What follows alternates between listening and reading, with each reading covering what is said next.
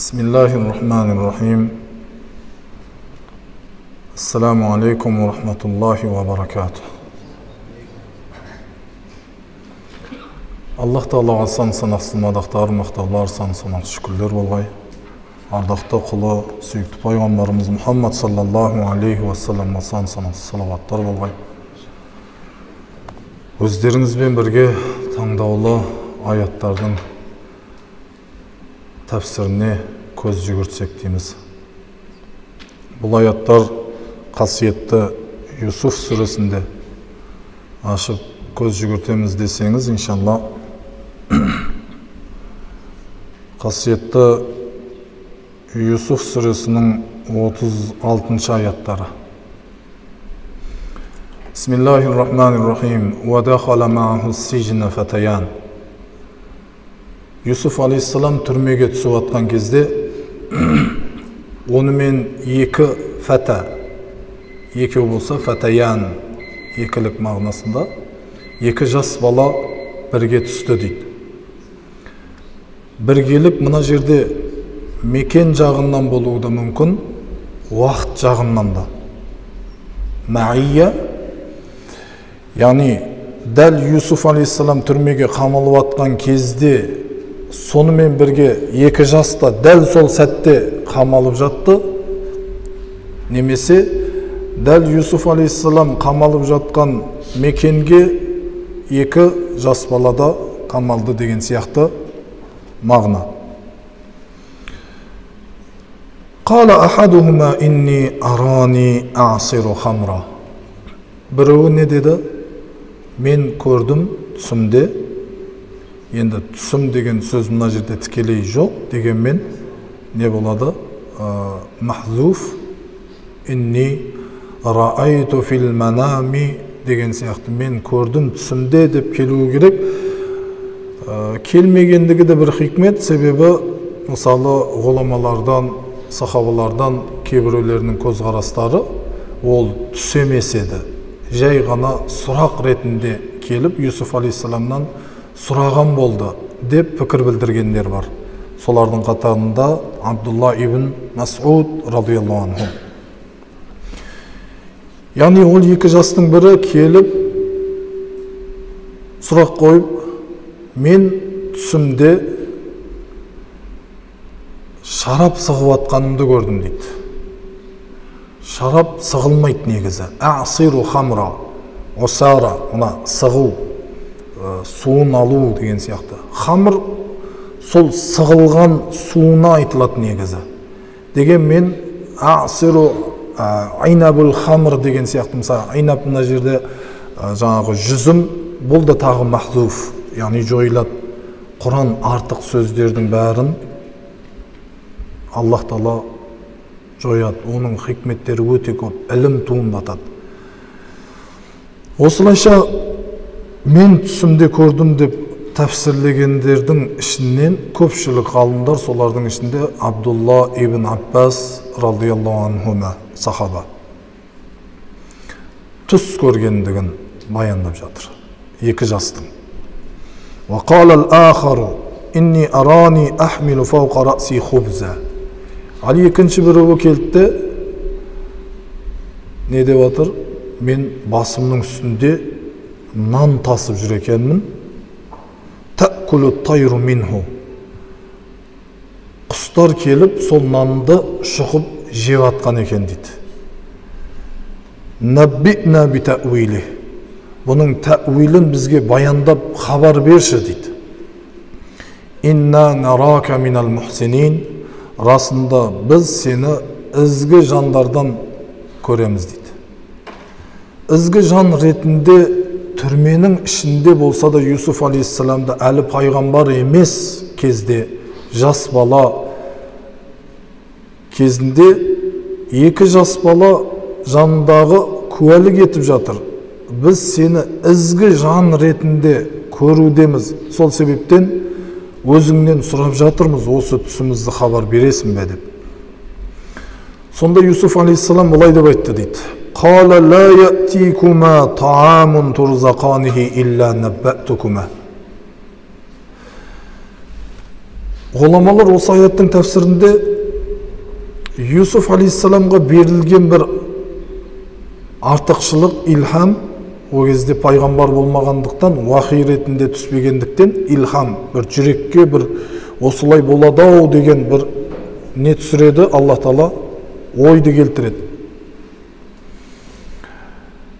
Сендерге түстеріңізді жорып берместен бұрын, қазір әбетке, кешкі асқа қандай ас келетіндігін хабар берейін бе дейді, сендерге арзық ретінде. Бұл да бір ғажап қой. Себебі, мысалы, адам баласын не жейін деп атқанын білмейді, Алла Тағала өзі әкеледі ол жақ деген. Бірақ Юсуф алейхиссалам айтып береді, және дәл сол айтқанындай болып келеді. Ғұламалар айтады, ол екеуі түс сұрап жатыр дейді, түстің жоруын сұрап жатыр. Бірақ бұл басқа нәрседен хабар беріп жатыр. Арасындағы байланыс немесе бұның хикметі неде дегенде ғұламалар айтады. Бұл аржағы Юсуф алейхиссалам неге сендіртіп жатыр дейді, бұларды ана бір керемет, бір қасиет Алла тарапынан Юсуфқа берілгендігіне көз жеткізсін деп, екеуін не істеп жатыр? Сенімдерін нығайту үшін баяндап жатыр дейді. Қазір бір мәселені айтқан кезде, бұлар сеніммен қабылдаулары үшін дейді. Зәликума мимма алламани рабби. Және де хабар береді, бұны Раббым маған үйретуде дейді. Бұл хабарды сіз екеуіңізге жеткізіп жатқаным, бұны Аллах Тағала Раббым, жаратушы Раббым маған үйретіп жатыр. Мен бір көріп келділікпенен, балашып, немесе тағы басқа менен емес, Аллах Тағала кәдімгідей маған көрсетуде. Инни таракту миллата қаумин ла юъминуна биллах. Мен Аллаға сенбейтін, иман етпейтін бір қауымның жолын тастадым дейді. Инни таракту миллата қаумин ла юъминуна биллах ва хум бил ахирати хум кафирун. Ахирет күніне сенбейтін, күпірлік танытатын, және де Аллах Тағалаға күпірлік танытатын бір қауымның жолын мен тастадым, мен одан адамын дейді. Ғұламалар айтады, негізі тәрк ету бір нәрсені бастаған нәрседен болады дейді. Мысалы, қалай? Бір істі бастадық, тастамай тәрк етіп тастап кеттік. Тәрк етудің өзі тастап кету. Біз аяқтамай тастап кеттік, бұны тәрк еттім деп. Бұл жерде сонда Юсуф алейхиссалам балалық шағында пайғамбар болмастан бұрын Құдайға сенбейтін, ахиретке күпірлік танытатын адамдардың жолын ұстанған ба еді, мен тәрк еттім деген сөзді қолданып жатыр дегенде, ғұламалар айтады, жоқ дейді. Тәркті. Мына жерде қандай мағынада түсінеміз? Бастамастан аяқтағанмын, бұл тақырыпты жауып тастағанмын деген мағынада түсінеміз дейді. Яғни, мен мүлде бұл тақырыптың есігін ашпайтындай жаба салғанмын дейді. Мысалы, қазіргі жастардың қызығушылығы бар шығар, бір жастардың мысалы зина есігін бір ашып көрсе деген сияқты, Алла сақтасын.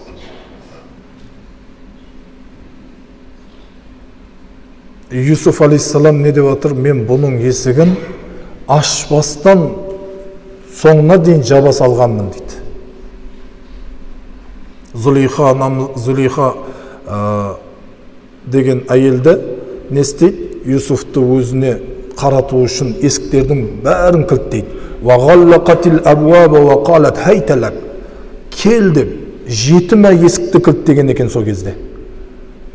Қала маазаллах. Юсуф алейхиссалам, мен Аллаға сыйынамын. Иннаху рабби ахсана масвай. Менің басшым маған жақсылықтар жасаған еді. Мен оған қалай қиянат жасаймын деп, осылайша қиянаттан қашуға тырысқан еді, есікке қарай жүгірген еді, есіктер, құлтталған есіктердің бәрі ашылып кетті дейді. Кілттеніп тұрған есіктер бәрі ашылып кетті. Юсуф алейхиссалам содан ақ түсінді Аллах Тағаланың жәрдемі бар екендігін. Немесе біреулер ішімдікке қызығуы мүмкін жас балдар. Юсуф алейхиссалам мен бұл жолдың бәрін бармастан ақ тәрк еттім дегендей тәрк ете салуға болады екен. Мен мүлде қарамаймын. Кез келген қоғамда еркін көрінетін бір күнәларды, мысалы темекі болсын, насыбай болсын, басқа болсын, мен бұлардың есігін жауып қойғанмын дей салуына болады екен. Тәрк еткенмін бұндай жолдарды деуге келеді екен. Дәл солай Юсуф алейхиссалам мен бұл жолдардың бәрін тәрк еткенмін дей салған екен. واتبعت ملة آباء إبراهيم وإسحاق ويعقوب. Және мен еремін өзімнің ата-бабаларымның жолы болған Ибрахим, Исхақ, Жақыптың жолына дейді. Мен сенбейтін, ақыретке күпірлік ететін адамдардың жолын тастап, өзімнің ата-бабаларымның жолына түстім деп жатыр. Мен солардың жолына еремін деп жатыр. Кейде қоғамда бұл сөзге аллергиясы бар жігіттерді байқаймыз. Ата-бабалардан келатқан осындай десе, ол исламда бар нәрсе болса да, ата-баба деген сөзді естісе, ол ар жағын қарамайды. Исламда бар нәрсе ме, жоқ нәрсе ме? Өте үлкен қателік, өте сақ болуымыз керек. Исламда бар нәрсе болса, ол мақтаныш ол. Себебі Юсуф алейхиссалам мақтанып тұрып, «Уаттабаъту миллата абаи» дейді. Ата-бабаларымның жолы болған Ибрахим, Исхақ, Жақыптың жолындамын, мен солардың артында еремін деп тұрып, ата-бабаларын баяндауда. Сол себептен ғұламалар айтады, егер ата-бабалары мұсылман болған бір мұсылман адам, қандай да бір исламда рұқсат етілетін бір іспенен ата-бабаларының жолынан келатқан осыны бір өмірлік бір дәстүр сияқты қылып қалыптастырып кеткеніне рахмет айтатын болса, тағысын келіп мақтанатын болса, оған рұқсат етіледі дейді. Мысалы, ата-бабаларымызға рахмет, Алла разы болсын ол кісілерге, біздерге сан алуан түрлі діндердің ішінен Аллаға сансыз шүкір, оларға рахмет ислам дінін таңдағандары үшін. Біздерге аманат етіп, ислам дінін қалдырғаны үшін. Ата-бабаларымызға рахмет, ислам дінінің ішіндегі, 4 мазхабтың ішіндегі ең аъламы болған имам Аъзам Абу Ханифаның жолын таңдағандары үшін. Аллергия кейде қараңыз, аъзам десе, азим десе, астағфирулла, ол Алланың аты, Аллаға ғана айтылады деген мағынада қолданып, дереу тек аллергиясы қозады. Ал негізі ол сәл бір білімсіздікті аралас. Қай жағынан? Мысалы, Пайғамбарымыз саллаллаху алейхи вассалам Рим империялығына хат жазған кезде не дейді хатында? Ұлы империялық патшалығына деп тұрып, адимул Рум, адимул Фурус, Парсы ұлы деген, адим деген сөзді Пайғамбарымыз саллаллаху алейхи вассаламның өзі тіпті кәпірлердің өзіне қолданғанына хадис деректерінде келеді. Бірақ біз не істеп қаламыз? Тырысып қаламыз, шегеміз тырысып қалады. Ана сөзді деген бір ғалымға бір неге лайықты көрмей қаламыз да. Недіктен? Ол сөздің төркінін ұқпағандықтан да. Бұл жерде де Юсуф алейхиссалам не деп жатыр? «Уаттабаъту миллата абаи» дейді. Ата-бабаларымның жолы дейді. Мақтанып тұрып, Алхамдулилла, ата-бабаларымыздың Аллаға сансыз шүкір, біздерге мұсылмандылықта алып келген ата-бабаларымызға рахмет деп тұрып, біз мақтануымызға болады екен.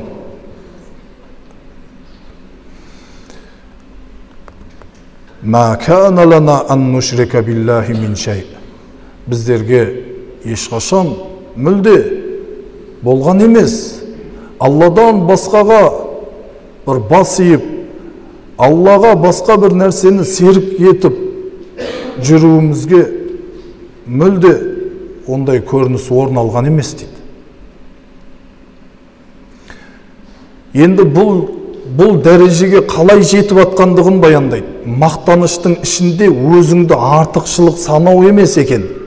Мақтаныштың ішінде күпірлікке түспей, альхамдулилля деп Алланы ұлықтау болса, ол мақтаныш сүйкімді екен. Қалай? Дәл осы Юсуф алейхиссалам үйретіп атқандай, қараңыз. Аллах Тағала өзі Юсуф алейхиссаламның сөзін біздерге жеткізуде. Залика мин фадлилlah. Бұл артықшылық, бұл кеңшілік, ата бабаларымыздың жолы, мынау Ибрахим алейхиссаламның, Исхақтың, Яқубтың әулетінен болып менің дүниеге келуім, солардың жолын ұстануым, залика мин фадлилlah. Бұл Алланың кеңшілігі ғой дейді, маған берген дейді. Қандай керемет дүниелер, Қандай керемет дүниелер. Кейде бұл Алланың кеңшілігіне біз қуандық па?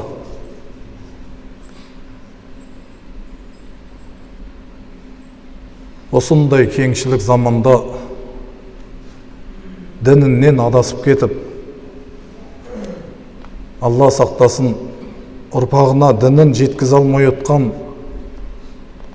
әлсіз біздерден көре қылышынан қан тамып тұрса да 70 жыл Құдай жоқ деген Совет үкіметі келсе де, одан алдын тағы қандай зорлық зомбылықтарды көрсе де, ата бабаларымыз діннен қайтпай, осы дінді осы күйінде сіз бен бізге дейін жеткізгендігіне біз қуануымызға бола ма, болмай ма?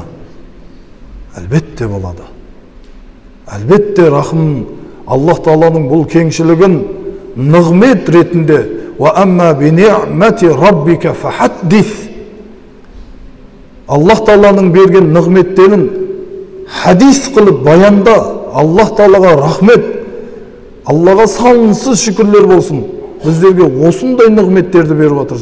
Міне сан ғасырлардан бері біздер Құдайға шүкір болса ислам дінімен келе жатырмыз.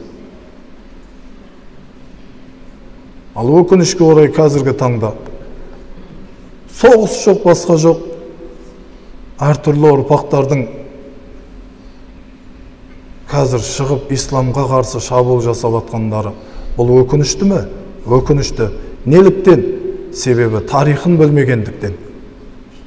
Ата бабаларының қандай еңбекпен бұл дінді ұстап, осы дінді ұстаумен бірлікте болуменен, бір мазхабта, бір ділде, бір тілде, бір түсінікте осы кең байтақ жерді бұдан әрі тұнау басқа мемлекеттерге өтіп кеткен жерлерді де барлығын игеріп, басқарып жүрген ата бабаларымыз. Бұл кеңшілік Алладан еді. Аллаға рахметтер болсын, Аллаға сансыз шүкірлер болсын деп баяндауымыз бұл шүкірлік екен, құрметті жамағат. Залика мин фадлиллахи алейна ва алан нас. Көрдіңіз бе? Бұл бізге берілген, және адамдарға берілген кеңшілік қой дейді. Валакинна аксаран наси ла яшкурун. Алайда көпшілік адамдар бұған шүкір етпейді дейді. Көпшілік адамдар шүкір етпейді екен. Біздер шүкір етпегендіктен сол ілімі болмаса да әдебіменен ұстап келген жаман болады деген сөзбенен, үйет болады деген сөзбен ғана исламды тірі ұстап келген ата бабаларымыз сияқты бірталай нәрсе білсек те, солардың аз ғана білген ұстағандай ұстай алмай отқандығымыз бұл хасрет міне.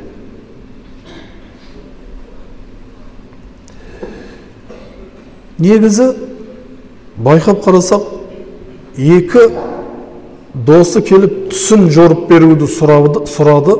Юсуф алейхиссалам қандай тақырыптардың есігін ашып барып жеткізіп жатыр. Я сахибай сижн, арбабу мутафарриқуна хайрун амиллахул вахидул қаххар. Ей абақтыға түскен екі досым,